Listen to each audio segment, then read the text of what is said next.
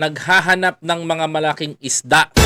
Naghahanap ng mga malalaking isda na mahuhuli dito sa paggulong ng investigasyon, mga kababayan ko.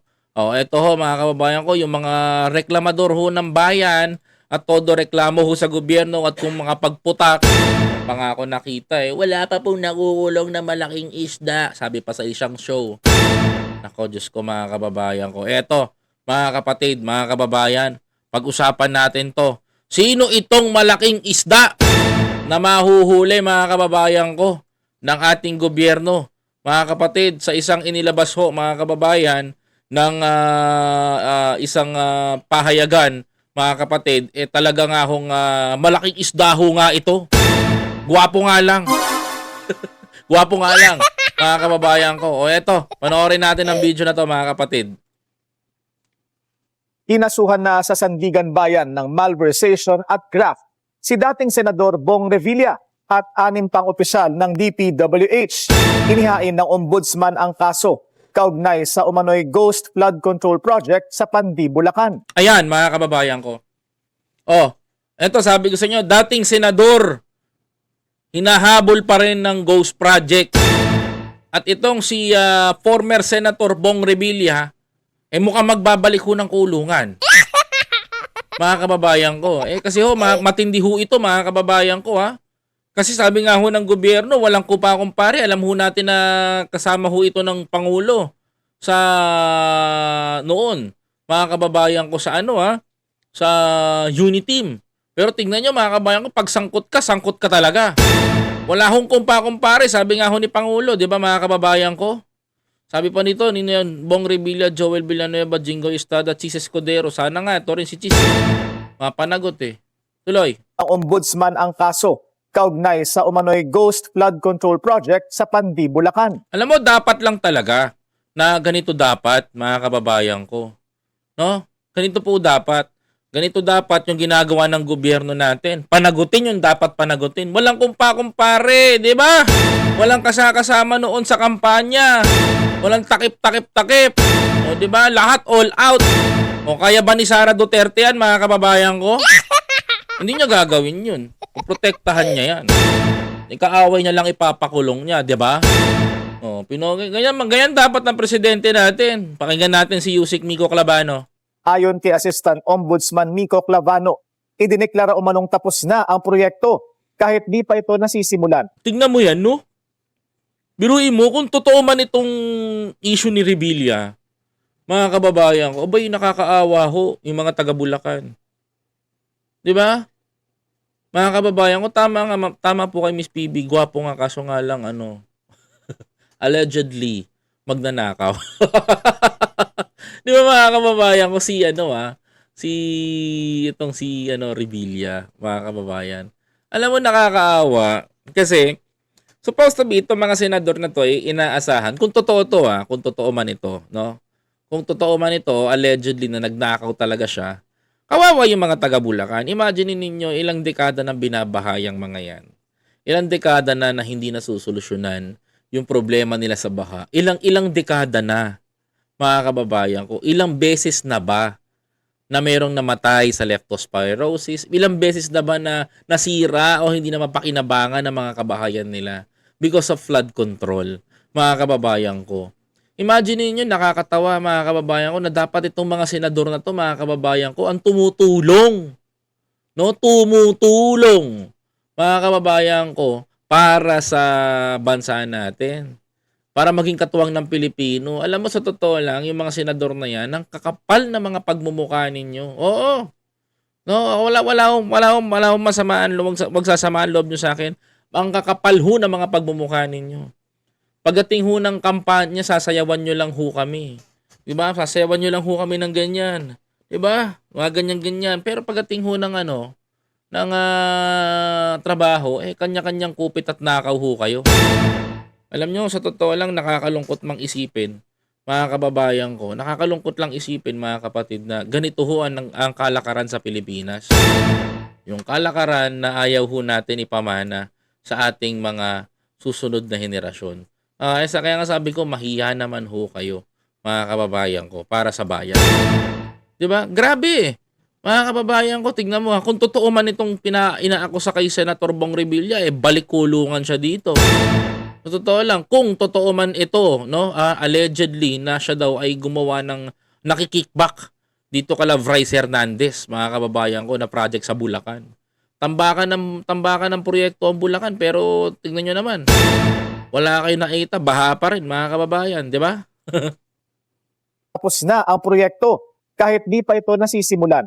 Kasama rin sa respondents ang dalawa sa tinaguriang BGC Boys na sina Bryce Hernandez at JP Mendoza. Oh, yan yung naglaglag kay Bong Revilla, yung narrative ni Bryce. Di ba? The informations allege that the respondents conspired to facilitate the release of approximately 76 million pesos for the supposed construction of a flood control project in Purok 5, Barangay Bunsuran, Pandi, Bulacan. Those who misuse public funds will be held accountable under the law. Ayun. Mainit yun. Walang sisinuhin to, mga kababayan ko. Isang magkapatid na kontraktor ang nasa likod umano. Mga kababayan ko, walang sisinuhin to. Kaya ibang klase yung Marcos administration ngayon. Hindi, ako I'm very proud to the president. Kasi hindi niya tinignan yung pagiging magkakaibigan nila ni Bong Revilla. Pwedeng arborin ni presidente yan Pero hindi niya ginagawa. Yun ang gusto ko kay President Bongbong Marcos. Mga kababayan ko.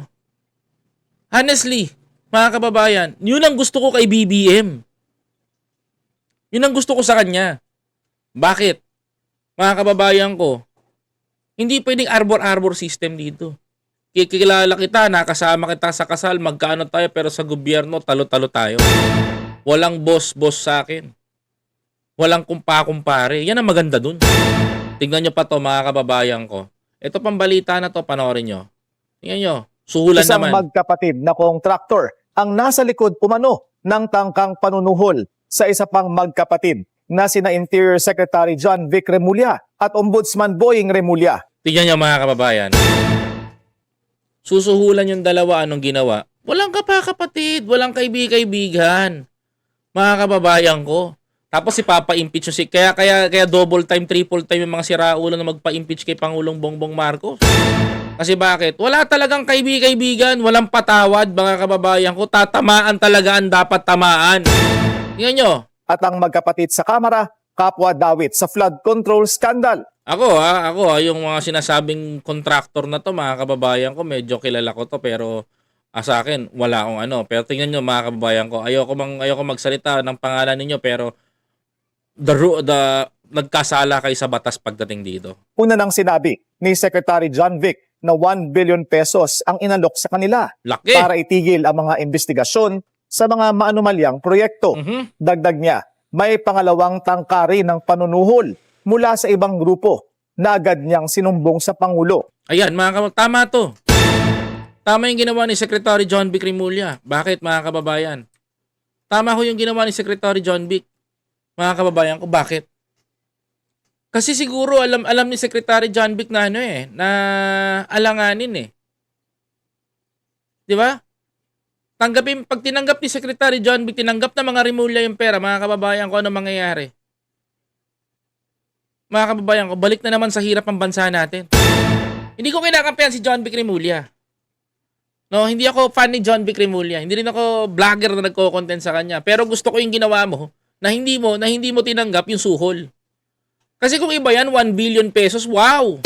Puta, tiba-tiba kagad yung mga lintik na yan. Di ba?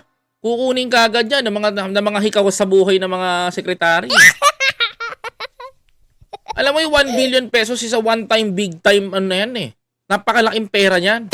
Pero tingnan mo ginawa niya, mga kababayan ko. Hindi niya kinuha, hindi niya tinanggap, mas pinatindi pa niya. Tinira pa niya ngayon dito sa media.